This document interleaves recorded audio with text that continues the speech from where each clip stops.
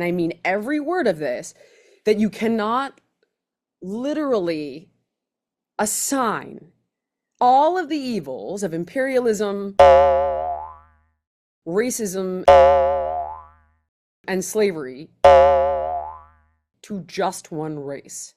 And I stand by that. This has been going on for thousands of years. African American history is probably one of the most diversified and misunderstood branches of the historical narrative of shared humanity on the face of this planet.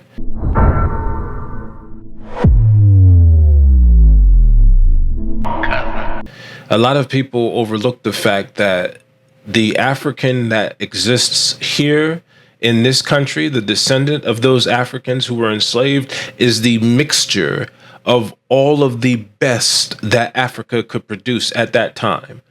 One would assume that, oh, well, no, they just came because we have faulty narratives about what slavery actually was. But a lot of people would assume that people, the enslavers that went over there to steal, kill, and cause mischief, that they just took what they could get. But no, in the beginning, there was indeed trade and a misunderstanding that was capitalized upon by the Europeans, much in the same way as there was trade in the so-called Americas with the Native Americans. And there was a misinterpretation between them and European culture. When they came, the Dutch came and they bought up Manhattan, and the native couldn't understand the concept of their bartering system. And so when they accepted those things from the Europeans in exchange for the Europeans being on the land, the Europeans in their parasitic mind state understood that this meant that that was their land. Even though they gave them a couple of drums of whiskey, some fur, and some beads,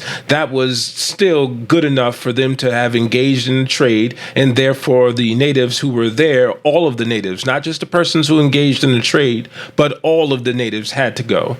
And they felt justified in removing them off their property by violent force. Where, on an aside, the term scalping comes from, because contrary to European mythology about Americana norms and mores, the fact of the matter is at that time, scalping was done by the Europeans. They used to scalp the Native Americans. They used to also cut off the breast of the females, dry it out, and use it as tobacco pouches. That's a fact. That's a fact. They would cut their hair off because it was silky and it reminded the European of horsetails, things that they used to swipe away flies and bugs and insects and so on in their country and in their culture. And that's what they used the natives' hair and private parts for. That's an aside. The Africans didn't understand the bartering system that the Europeans brought to their shores. So in their mind, they're like, okay, well, this is a person I was at war with, and he is indebted to me because I spared his life. And therefore, if you're going to do trade with me, I'm assuming that you're taking an indentured servant, not a slave ad infinitum. This was capitalized on to dramatic effect. And then once it got to a point to where the Europeans' greed and lust for black African flesh became insurmountable, they didn't just take the herders and the tillers of the land. They came and took princes. There's well-documented stories, and kings and whole entire kingdoms toppled them. There's well-documented stories of slaves, so-called well, they were slave ships leaving the shores of Africa, and Africans being on the children being on the boat and nobody eating until that child eats. And when the trader, African trader, and not just in the TRADER sense, but in the TRAITOR sense, when the African trader that was working in concert with the Europeans at that time, who spoke the language, was asked to inform the Europeans why it is that nobody's eating until this man eats, until this baby eats. It was explained to these people that, well, that's the prince. You took the prince of the kingdom, or yada yada yada. Like, these things are well documented. Well documented. There wasn't just basic people that were being taken and traded and bartered. They came to take the best. I would invite you from a thief's perspective. If you had the run of the mill, the absolute run of the mill, and I'm getting to my point, but if you had the run of the mill, if you came into the house, there was nobody there. The house has everything that you could possibly want in the world is in this house, and there's nobody there to stop you. Are you really just going to take the basic stuff? Is it going to be a smash and grab? Or are you going to be more systematic and strategic about those things that you want? The Europeans came to the shores of Africa in the 1400s and the 1500s with nobody to push back on them. Nobody. They took great advantage, decimating Africa. Tens of millions, God knows how many hundreds of millions were displaced out of Africa because of European greed. And here in America, only the strongest could make those voyages over through the transatlantic. And then only the strongest could survive living in this climate. And then only the strongest could survive slavery. And then only the strongest could survive Jim Crow. We are diamonds, African Americans, no matter how displaced you see our mind state here nowadays and how broken it may appear that my people are running around in these streets behaving in backwards and deplorable and degenerate ways. Degenerate in the sense of saying that they're not operating at their optimum, not in the Julian Michaels sense. We constantly talk about white supremacy, but we look the other way with black degeneracy. It begets white hostility that then validates and begets white degeneracy.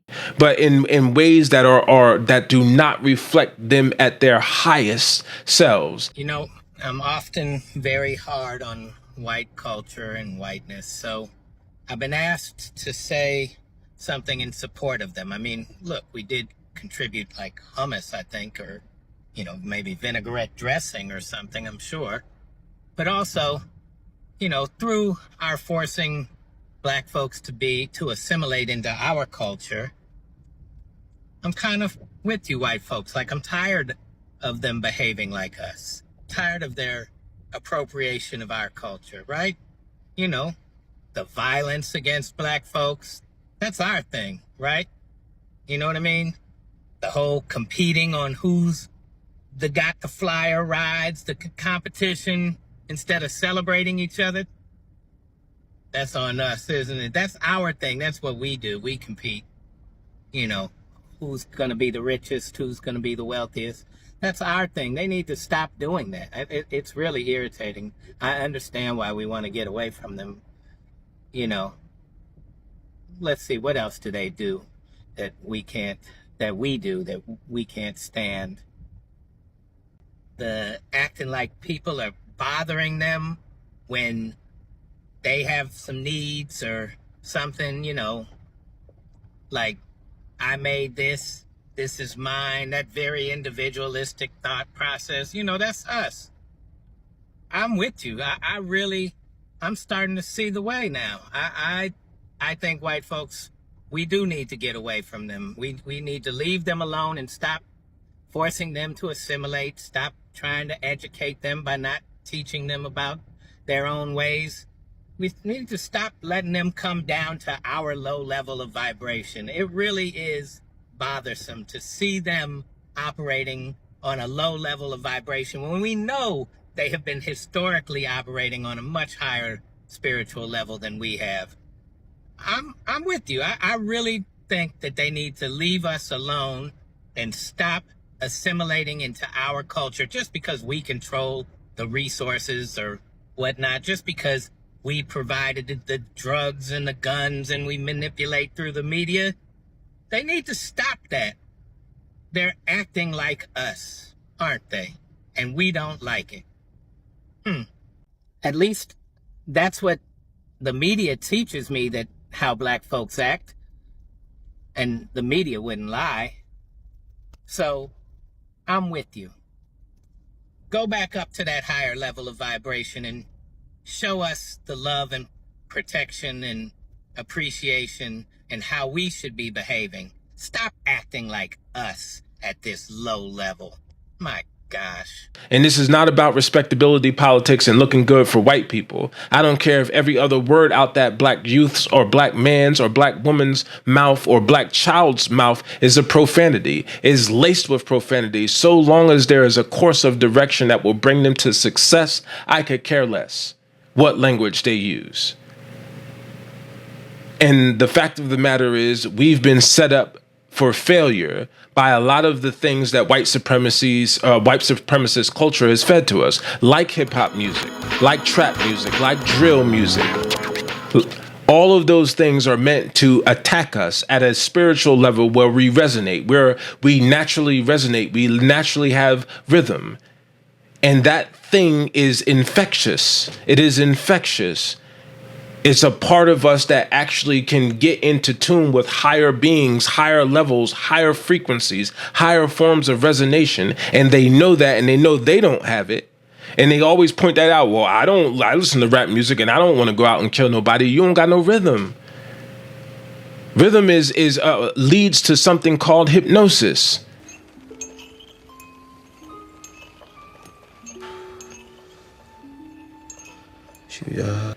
You ever notice they put the clock up and it finds that rhythm and it tells you to follow it and breathe along with it and this, that, and the other thing. And next thing you know, you're gone. That's a rhythm. We have a natural rhythm. We walk and have a natural diddy bop. Everything about us is a matter of vibe and resonation. And they attack us at that spiritual level with nonsensical, garbage-based music. But I don't say that to give my people a pass. I just say it to point out the fact that I understand why it is they're behaving in a lower, baser sense. But that's not all of them. I'm only talking about the ones that you see in the street. The aimless ones, the ones that have no sense of purpose, no sense of guidance. And they have no sense of guidance because the people who decided to bring them into this world themselves have no invested interest in their creations. Oftentimes leave them into the streets to become hashtags and so on and so forth. So I am not above the criticism of my people in that way or in that regard. But when it comes to what these individuals have done to us and how it is that has negatively impacted us, I believe it is a matter of empirical diagnosis of the situations and circumstances which brought about our condition here in America nowadays. And the fact that you can have these non-white people or non-African American people or foundational Black American people. My mom's a Jew. My dad's an Arab. I have a black kid. And believe it or not, my son is half Latin, even though he doesn't look like it. I hold a million cards in your game of woke victimology poker. Speak on us as though or as if they can be in any way an authority on a situation or circumstance that they have never been afflicted by. Never been afflicted by. There's nothing a white woman, Julian Michaels, could tell anybody that's Black. That comes from the killing fields of the South, of slavery, who descend from enslaved persons here in this country. There's nothing that white woman lesbo can tell any one of us at all. She is way beyond her depth and out of her league, and her hubris in those moments. And even speaking on a situation like this and not coming in with humility and acting though or as if she can colonize our history is absolutely offensive to the mind and reason.